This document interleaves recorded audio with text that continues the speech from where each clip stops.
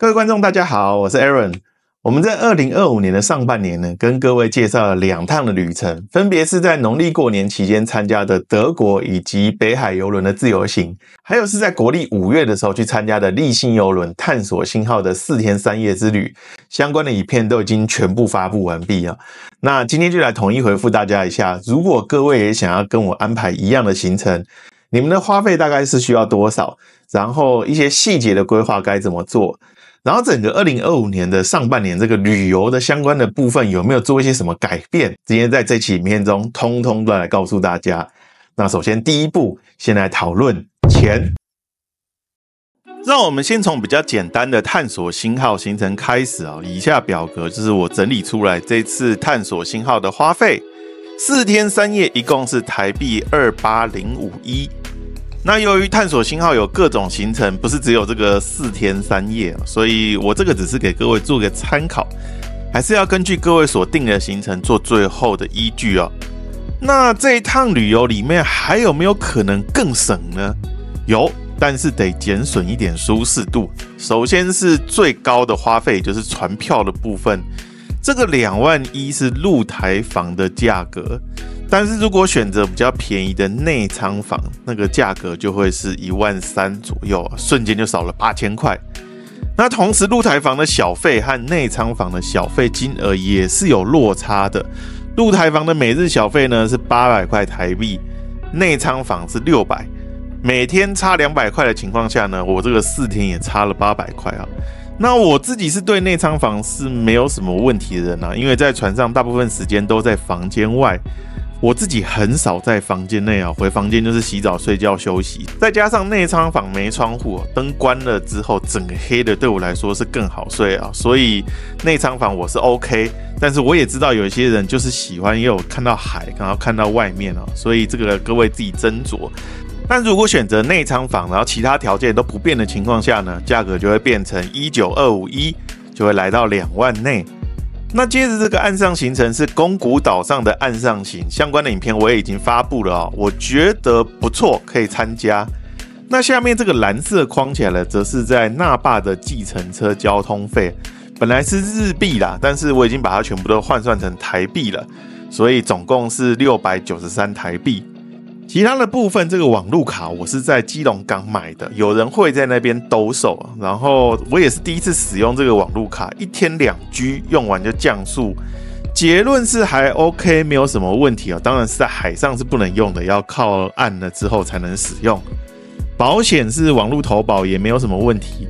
交通费是日币换算成台币之后，我刚刚说了，但是如果按照原先日币的金额，分别是这个码头就是若甲码头到国际通的木质市场是1001日币，然后木质市场到新都心是700日币，那新都心再回到若甲码头是1500日币，总共3300日币。当然除了这个总费用28051之外呢，我这次有在日本购物，然后也有买伴手礼，也有一些其他的费用，但是因为那个就是个人私人的费用了，我就没有列入。毕竟这个每个人就不一样，但如果各位需要参考的话呢，我大概花了4500块左右的台币在购物上。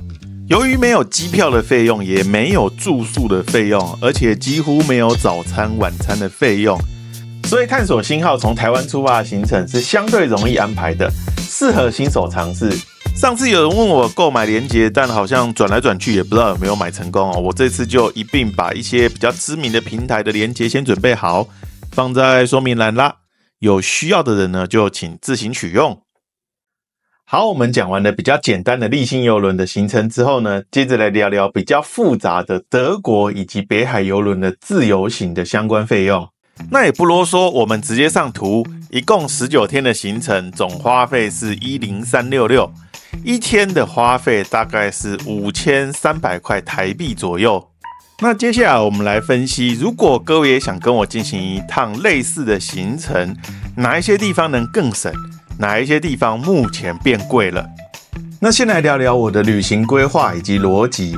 首先我先确定我这次总共有多久的假期。这是一张今年1、2、3月的行事历，我这次是以农历年假为主来安排，加上红色框框中自己请的补休、特休，还有平常的周休，最后一共挤出了总共蓝色框框的19天哦，然后再从这19天中找到一艘合适的邮轮，最后我们找到了 MSC Preciosa， 就是真爱号这艘船。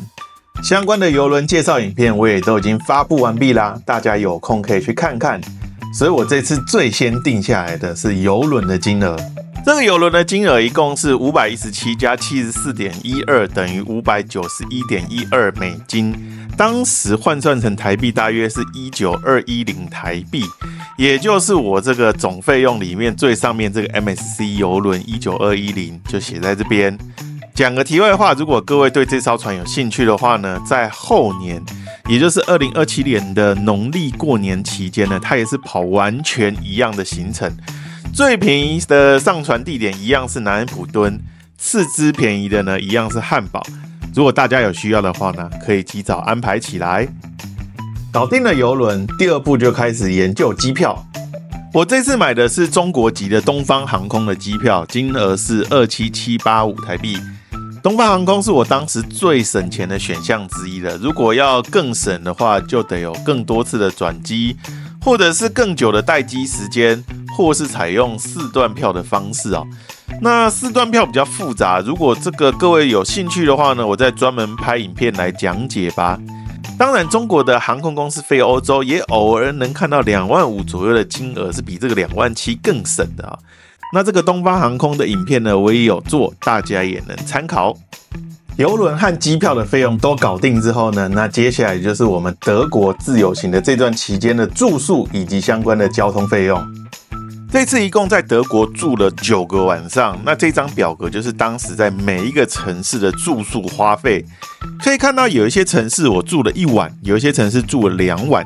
那汉堡的部分比较特殊，因为这一次的邮轮是在汉堡登船，所以其中的1晚呢是在搭邮轮前往去入住的。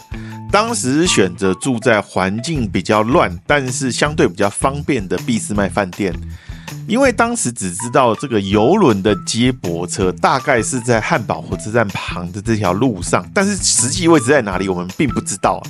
所以我们选择这间相对方便的饭店用以应对如果有什么紧急情况来比较好应对。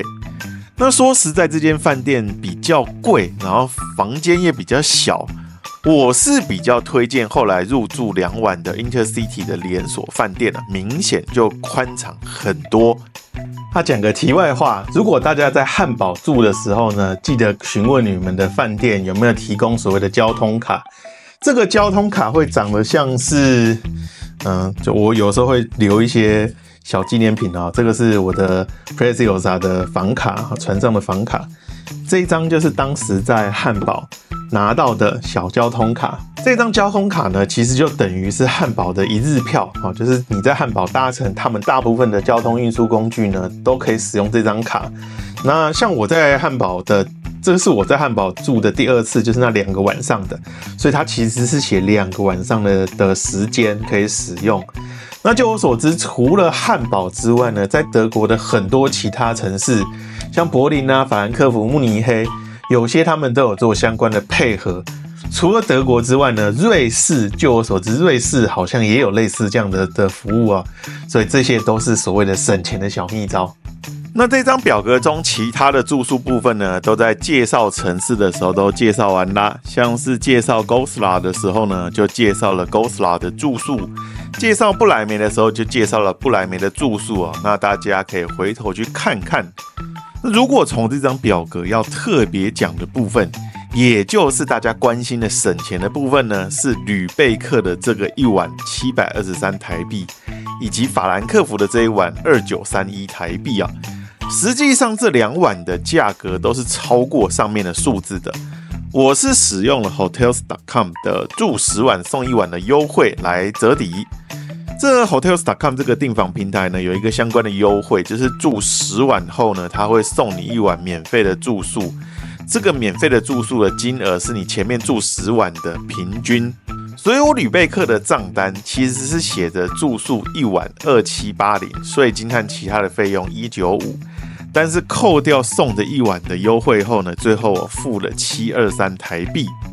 因此省钱的小诀窍呢是，当我在比价的过程中呢，哪一个平台便宜，我就在哪一个平台订。但如果价格都差不多，然后相关的条件都一样的情况下呢，能在 Hotels.com 订，我就会在 Hotels.com 订，然后去累积那个住10晚送1晚的优惠。像我这次在吕贝克跟法兰克福的这个2个晚上，我都是有使用到这个住10晚送1晚的优惠，就省了台币差不多5000块哦。这也是我的旅行省钱小撇步。所以让我回到住宿总结的表格啊，这一次的住宿费一共花了25837，这是2个人的费用，所以1个人的费用是12918，也就是我总表上面所写的1人的住宿费用。讲完了最大条的几项费用之后呢，接下来让我们来聊聊一些比较小，但是也需要提前规划的费用吧。这次在德国自由行的交通运输呢，都是以大众运输工具为主哦。城市之间的移动就用火车或是高铁，那城市内的移动就用轻轨、捷运或是公车。高铁的部分，我有先买的欧铁通行证，费用是9203台币，其他的则是用德国交通的月票。这月票费用呢是58欧元，但是这个部分是记录在我下面的其他信用卡的花费中。除了交通之外呢，网路的部分也是有先安排的。我跟我太太分别买了2张不同的网路卡，避免如果网路卡要是出问题，2个人都用同一张的话呢，2个人都不能用。所以我是买了 DJB 的卡片，而我太太是买了 Klook 的网路卡。2张卡片都不错用，都值得推荐。保险的部分，我是采用网路投保了深耕险。保费高低的部分呢，就依据大家的需要去进行投保啦。但是要记得深耕险一定要买就是了。签证的部分，由于这次前往的国家中呢，如果你是拿中华民国台湾的护照，都是免签的，所以我并没有花到额外的签证费用。但是从今年开始要前往英国，都要申请所谓的英国 ETA。我在年初的时候申请的时候是10英镑。但是在今年的4月9号之后申请的话呢，已经调涨为16英镑了。调涨的费用是60%，明显的变贵了。但是也没办法，有去英国就得申请。好啦，上面的部分都讲完了，最后来讲讲这个其他信用卡的花费这个部分。这信用卡的费用有点太杂了，有点难区分是1个人还是2个人的费用，我就把它通通当作是杂支吧。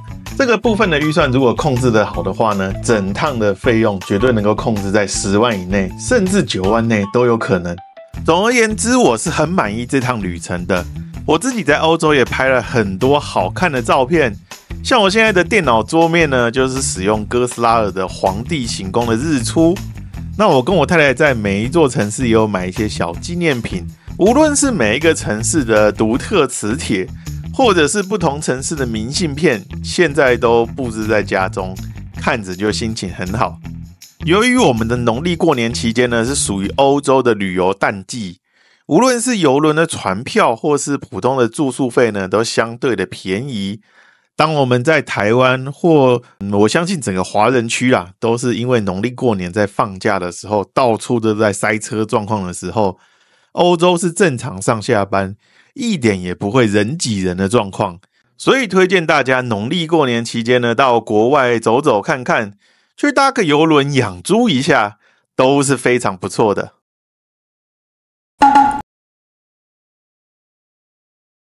2025年上半年的自由行跟以往有什么不同呢？除了东西变贵，就是普遍的住宿啊，或者是票价，或者是到欧洲当地的花费都变贵了之外呢，最重要的差异还是 AI 的普及。以前我总觉得 AI 跟我有什么关系啊？我又不写程式，对不对？那 AI 其实我也用不太到。但是我现在在出发前呢，会先用 Google 旗下的 Gemini 帮我规划行程。我知道大家可能比较认识 ChatGPT， 但是在规划行程这块使用起来 Gemini 是强于 GPT 的。那 GPT 强在即时翻译的功能跟各种随身小秘书的服务。这个小秘书的功能，无论是在记账或是协助购物的比价，都超级方便。GPT 的使用我已经有拍影片介绍了，但是 Gemini 的规划行程教学我至今还没有做。如果大家有兴趣想要了解，再留言跟我说吧。人多的话，我再出一期教学好了。好啦，节目的最后，我相信能够看到这边的应该都是本频道的铁粉哈。我也想趁这个机会来征求一下，就是我有预计要在今年的11月，大概是11月中左右到日本去搭钻石公主号，然后它的行程呢是绕日本一圈的行程。目前只有我一个人，然后我想要征求一位男性啊。钻石公主号的公主邮轮算是比较好的船，现在这个价格是非常优惠的状态，就看看有没有人要跟我一起去探险啦。由于我出门大部分都是去拍摄啊，去记录整趟行程回来给大家看，所以我大部分的时间呢都会在工作。那我的行程通常也会偏硬，然后需要走很多路，所以这一点你必须要有相关的心理准备。当然，我们要一起走也是可以，要分开走也是可以。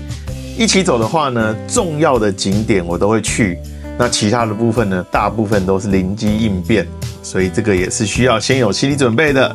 但是我相信这趟行程一定会非常有趣哦，毕竟绕日本一圈真的非常酷，中间还有停一个韩国的釜山。那我征求到内舱房或是海景房，就是那个小圆窗的海景房卖完为止，或者是到这部影片发布后的2周为止。那细节的部分就欢迎来信到我的 email 信箱哦，我把 email 信箱放在下面哦。